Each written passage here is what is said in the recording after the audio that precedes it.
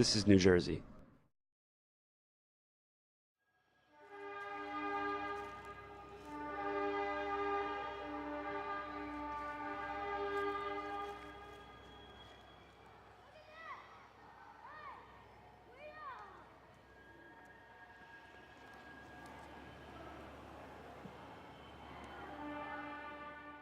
St. Nicholas here at Allaire Village, welcoming all of our Christmas celebrations and saying hello to the children and the adults as well. Well, St. Nicholas was a bishop in Turkey that was very much concerned about poor people and giving them a joyous time of year, at least at Christmas. Small gifts and small trinkets. He really started the whole operation. And most all of the goodwill that we have at Christmas time was a result of St. Nicholas. I'm really chairman of the board. My real name is Bill Gerhauser. I'm chairman of the board of trustees and have the responsibility for trying to keep this place on an even keel. I've been retired a number of years. I live in Hamilton in Mercer County and been actively volunteering here since, I'd say about 1978, something like that.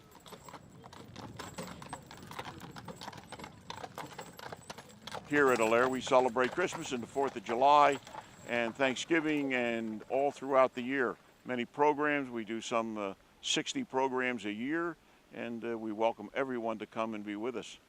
But Christmas is always special. We'll do the Christmas lantern tours in the next 2 weeks at night.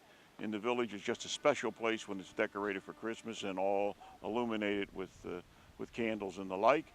And today and yesterday we did our Christmas at Allaire, where we welcome the kids and St. Nicholas says hello. And there's a great musical program in the church. It's dancing and merriment. The children enjoy themselves and so do the adults. I always think of my grandfather, who was just this wonderful, wonderful old gentleman. And his favorite game he used to play with me was hang some cotton from inside the chimney, hanging down like whiskers. And I used to be able to run into the room, and before I looked at the tree or looked at the gifts under the tree, I went to see if there was any whiskers hanging in the chimney, and there always was. He never disappointed me.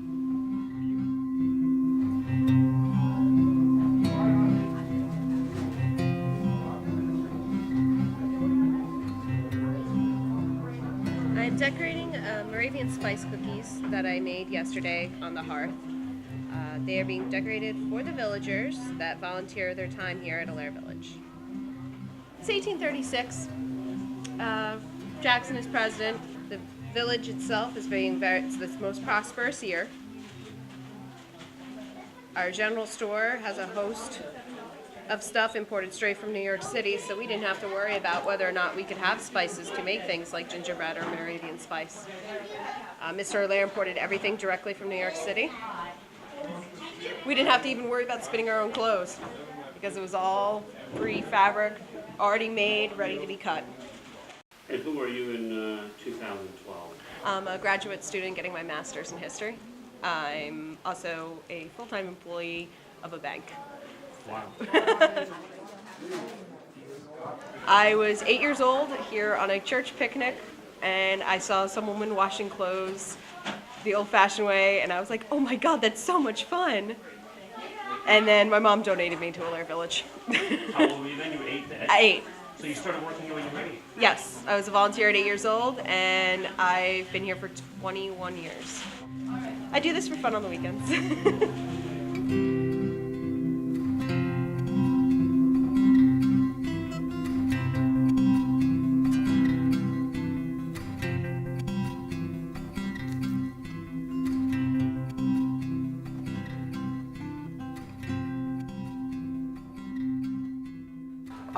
We're about to start our Christmas celebration, and we are about to enter actually. So, it should be fun. Okay.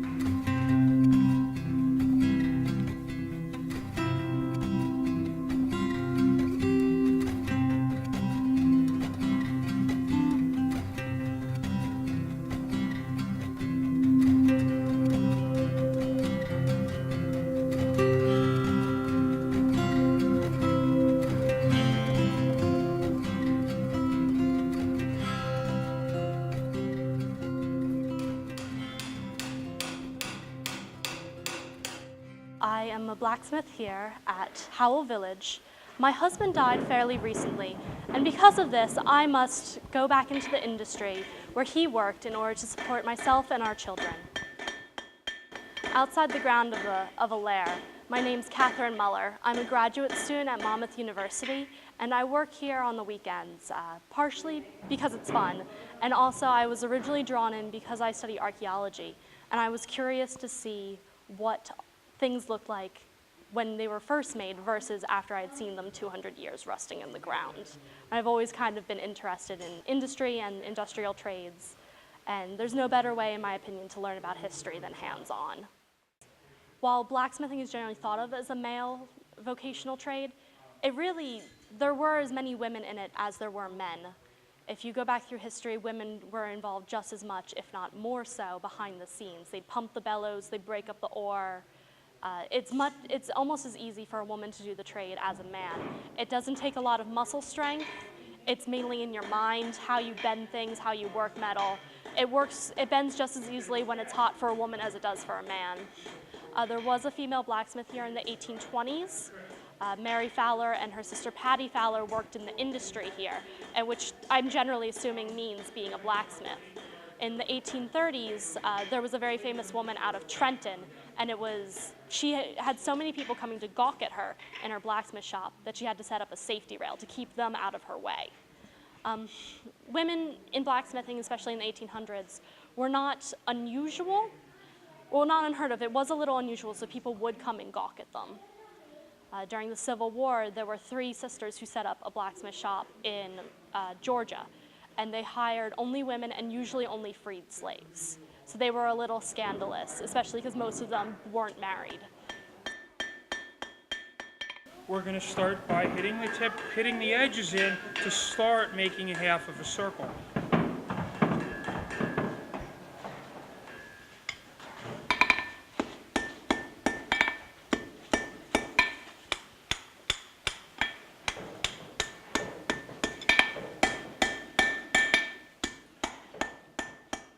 This is something I got into about 10 years ago. I've been doing it about 15 to 20 hours a week ever since. Stepped in a great big pile of luck. Met a couple of guys who've been doing it since they're 13. Some of these guys actually export swords around the world, like my mentor Mark. That's what he does for a living, a traditional blacksmith and a swordsmith that now can make a living at it and make a handsome living at it at that. So stumbling along these people as informal mentors and teachers along the way has really given me a very good step forward, and I'm lucky to have them to bring me to where I am.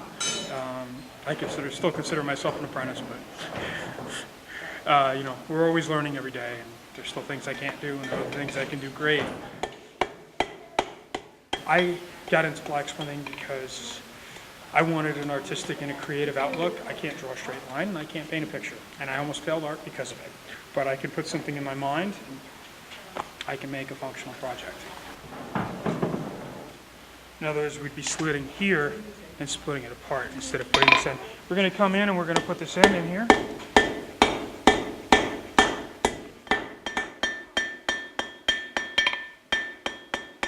Even though there aren't as many tradesmen coming in, we are seeing a lot more younger kids get into this, even as hobbies and stuff to help them with their future endeavors in management. And they're understanding a lot of procedures that haven't changed in 2,000 years.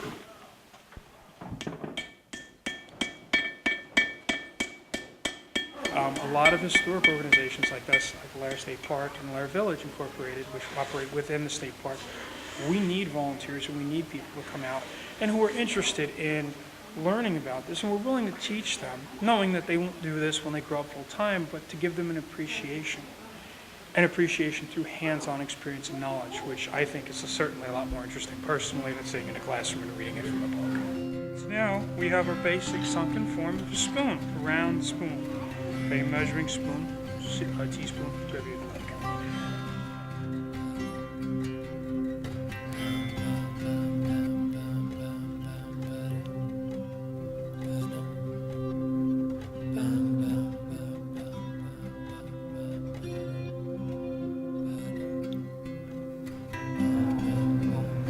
This is actually it's a German saber. It's from 1820. It's an original saber from 1820. Still functional, still fully works. It shows the workmanship in those days. This is typically a cavalry saber used from horseback, but often they use them on foot too in a situation like this. It's a very devastating weapon. It was copied from the British saber of 1796. The Germans copied it. I'm the captain of the militia. My name is Timothy Brown. The militia here is to basically protect the village from criminals for the most part. Outside of the village, I am a printer by trade, and I live closer to Philadelphia, actually in Burlington County. But I've been doing reenacting all my life, and I still do that. I do things with young children as a Revolutionary War soldier versus the 1830s we do here. But my life outside is raising 2 kids and working a printer's job. That's basically my life. My favorite Christmas memory is the day I surprised them and Santa was at our house when they were about 3 and 5.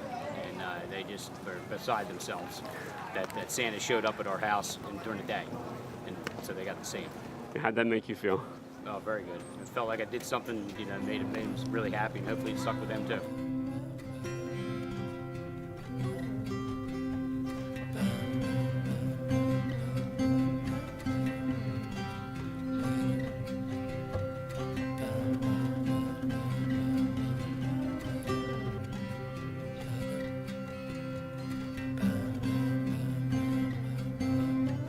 I am a hearth cook in the manager's house. What are you doing here today? Cooking Christmas dinner. So far we've done a chicken on a string, a duck on the tin kitchen, which dates to colonial times, and a spicy strawberry jam cake, scalloped potatoes, and a stuffing. All the villagers are coming in. Everybody comes in and we have dinner together. I hate the last 3 events because I love it here. Said to his men, fie. Martin said to his men, who's the fool now? Martin said to his men, fill thou the cup and I the can. Thou hast well drunken, man, who's the fool now? I saw a maid milk a bull. I'm glad they shut the door. Fie, men, fie. Saw a maid milk a bull. Who's the fool now? You're not singing with me. Who's the fool now? Thank you. Saw a maid milk a bull, every stroke a bucket full. Thou hast well drunken, and who's the fool now? I saw a flea heave a tree, fie, men, fie. Saw a flea heave a tree.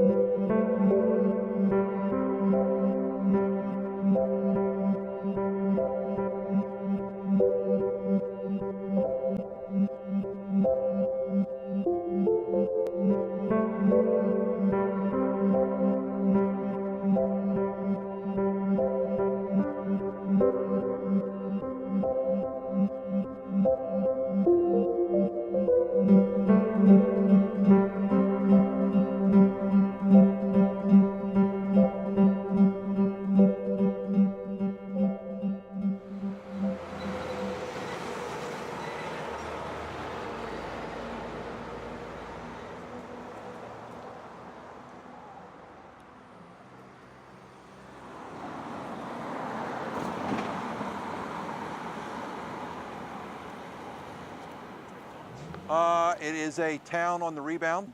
The historical village, which is basically right here, is starting to do is coming a rebirth and starting to come into the 21st century. Name's John Converse from Medford, New Jersey. Recently moved here from Marlton, New Jersey. It's the Dickens Festival. It's the 23rd year. It's the second year that the Medford Sunrise Rotary Club and Habitat for Humanity in Burlington County are sponsoring the event and hosting the event. It starts at 6 o'clock, goes to 10 o'clock. This year, Santa Claus has been moved out of the gazebo, and we've now created a home for him to be in. The gentleman that turned his funeral home, Lechner's Funeral Home.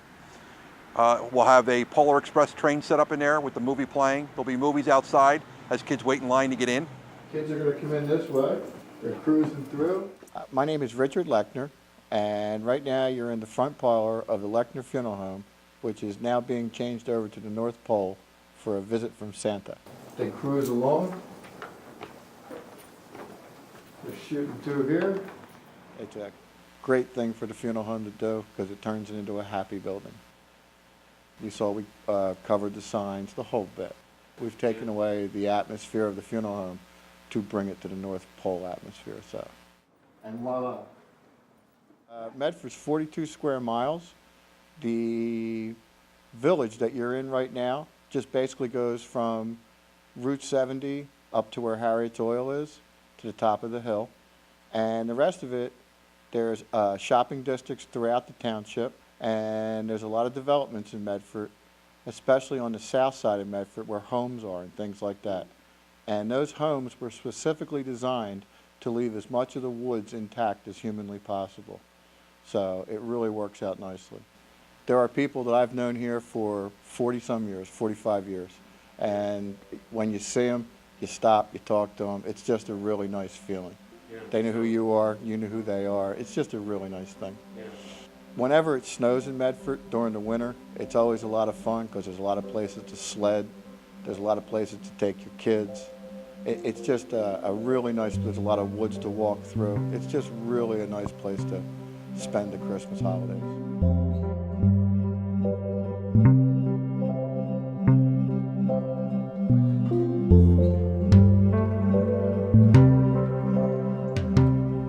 Medford is just a great little town. It's a quiet town. You know, everybody's very friendly. It's a very community-oriented town. My name is Katie Toth, and I am with Cornerstone Bank and also with the Medford Sunrise Rotary. The Dickens Festival is probably the best night there is in Medford. It's something I've been going to since I was a little girl, and it's like a holiday tradition in Medford, and it really kicks off the holiday season in a very positive and fun way for families here. I think for me, when I was growing up here in Medford, right off of Branch Street, the Dickens Festival really is my holiday memory. It's my Christmas memory. You know, it kind of started the whole Christmas is really coming because we went to the Dickens Festival. You know, so it really plays an important part in the Christmas holiday here in Medford. Hi, my name is Greg Parker, and I live just about 4 miles from here in Tabernacle, New Jersey. I've been living down here in South Jersey since 1984. I've been asked several times to do this, but this is the first year that I haven't already been booked when they asked me. So I'm available tonight, and I'm looking forward to singing with Jerry Mangori.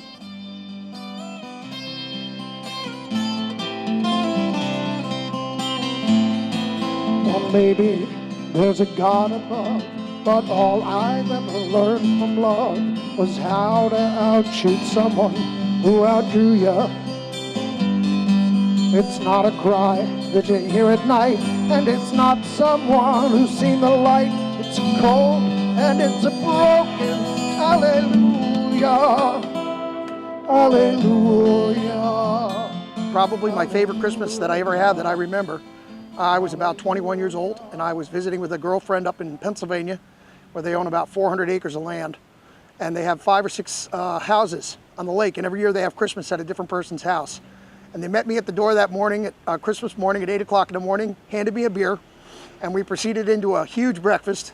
And the way the events went down, they started with the oldest member of the family. The oldest member opened their gifts, then the next oldest, and the next oldest, and it drove the kids nuts. But it was really nice. It took all day to do because it's a big family, and it was really nice to see the patience, and everybody got to enjoy everybody else opening their presents instead of your basic rip and tear and plunder and pillage that usually goes on. But it wasn't much I couldn't feel, so I tried to touch. I've told the truth, I didn't come to fool ya. And even though it all went wrong, I'll stand before the Lord of Song with nothing on my tongue but hallelujah, hallelujah, hallelujah, hallelujah. hallelujah, hallelujah,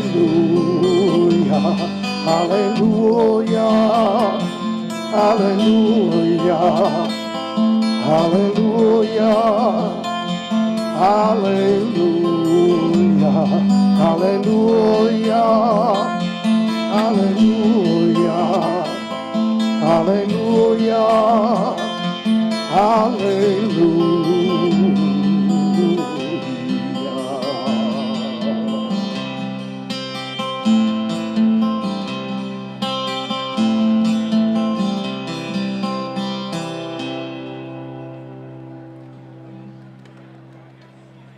Call that a sound check? Is that Jeff Buckley's version? It's my version.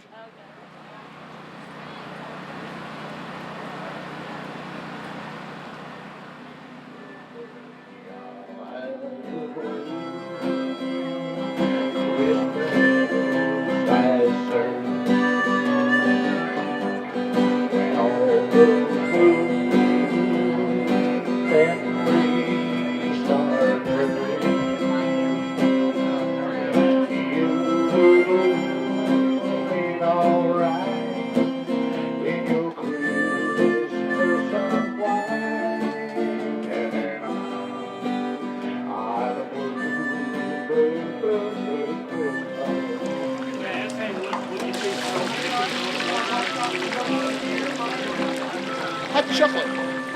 Hot chocolate. A little shadow whiskey. Hot dogs. Pulled pork sandwiches. More likely, Chef, because Murphy's has the best smoked product in all of South Jersey.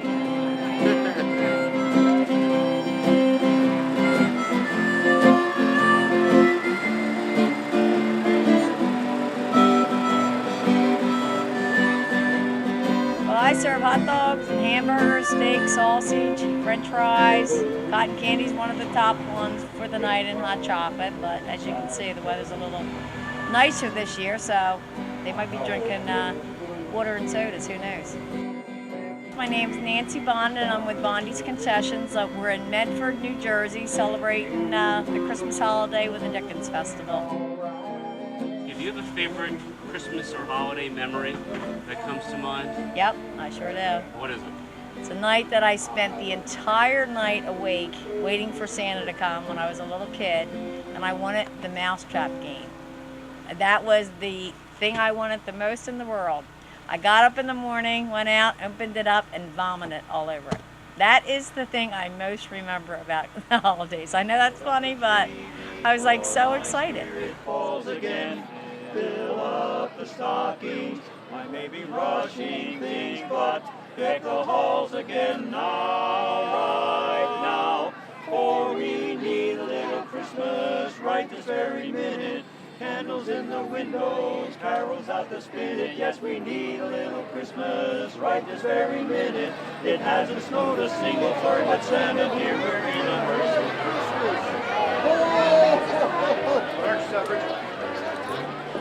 Merry Christmas.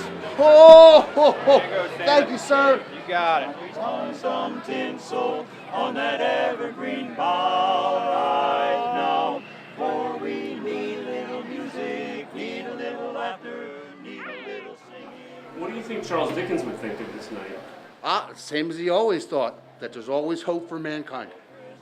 Now, need a little Christmas now. Need some Christmas now.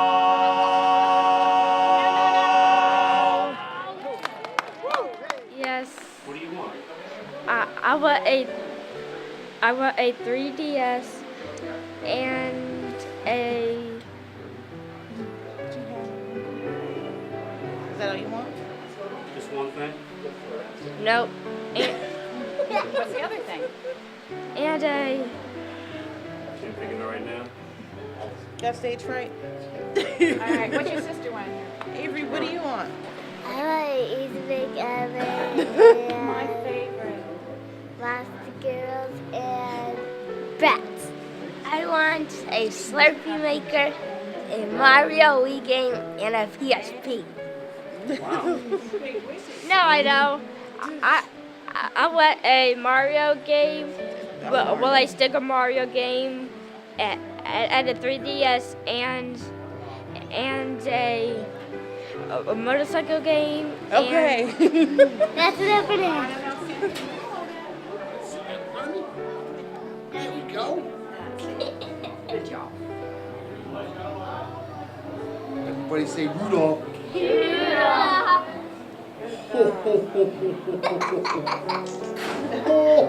That's a good one. You guys been good? Yes. Yeah? What, you don't want anything in particular for Christmas? I want a 3DS and a Mario game and a Oh, you have a list. Oh, you're smart. this.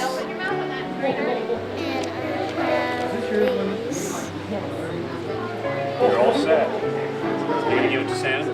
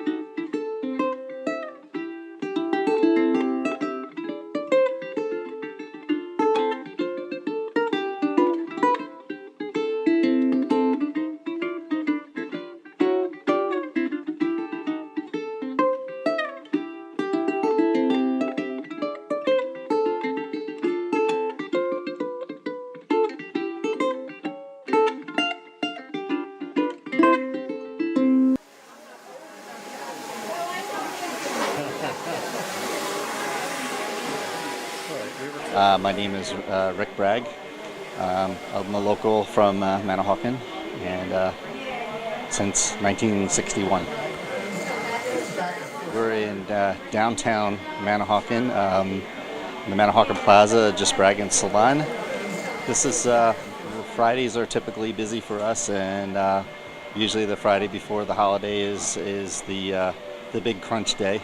So I've played plumber today because the sink's backed up, and you know, all the little fires we have to put out. But all in all, it's running pretty smooth. The big black cloud over Manahawkin. My name is Jan Ryan, and I live right here in Manahawkin. I'm getting my hair done. Have to look good for the holidays.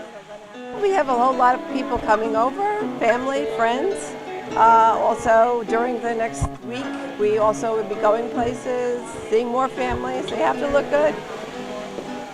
I think it's good for your spirit, you know, and not only that, you always, fortunately, either are invited some way, or of course other years have people come, and you do like to look your best, because after a harrowing couple of weeks of getting prepared, not quite the same. I always just have my hair washed and set. And then maybe twice a year I get a perm with Denise, who's the best for me. My name is Louise Lambertson, and I'm living now retired down on Cedar Bonnet Island. I'm 90. Blessed with good health, good friends. What's your secret? You're 90. What's your secret? Oh, well, I really don't know. Just, you know, I'm happy with whatever I have. I'm thankful for good health, and I've got good friends, and I hope I'm a good Christian.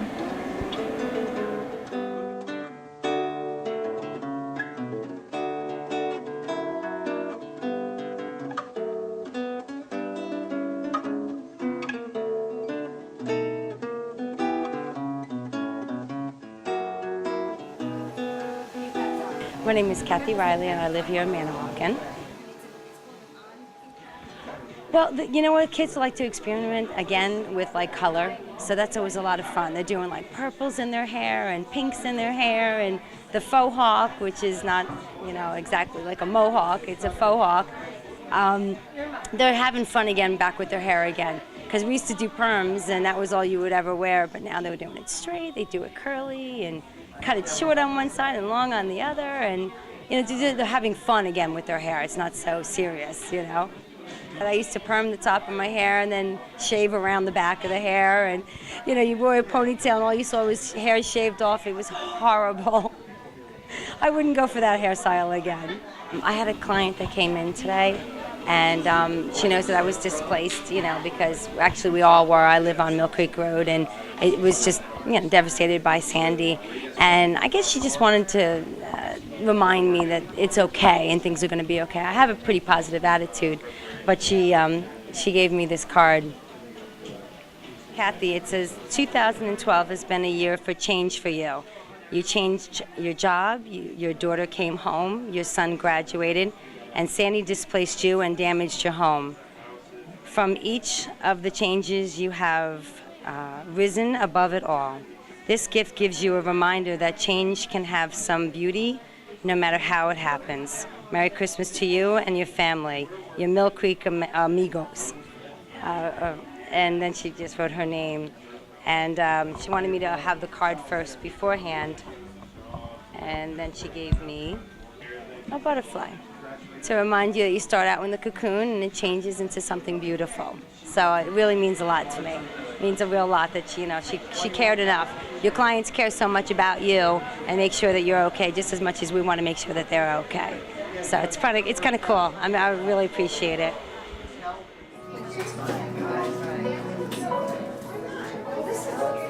I am Todd Kostrup, Surf City resident. I think it's a reflection of your inner self. You're trying to obviously, for once, make sure your exterior matches maybe your interior. That's my personal thing. And I think you're going to see a lot of loved ones and everything, and you want to be your best. You want to obviously spread love, and you want to be the best person you can be. Do you have a favorite Christmas memory? Something that pops into your mind when I ask you that question? Absolutely. I was sitting on Santa's lap, and my younger sister decided to join me. And she was probably about 2, I was like 4.5. And she cried so bad that the entire store came running over, wanted to know if there was an emergency. And I have a picture of that moment. The photographer snapped it real quick. Her screaming and crying, and me basically looking at her like, what's your problem? This guy's gonna give us presents. So I don't know what you're doing. So that's a moment that'll live forever.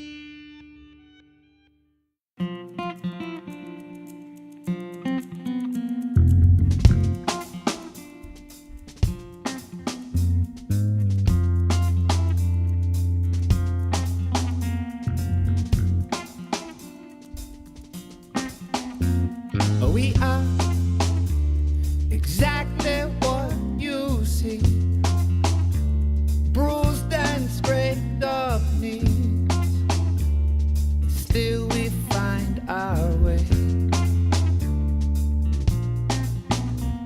Some come as quickly as they go, some choose their own roads, still they find their way. And God knows how hard it is to lose. Pray to whichever one you choose, that you will find your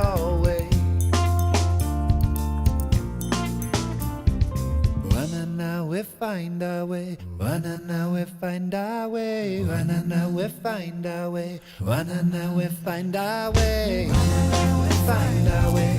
Wa-na-na,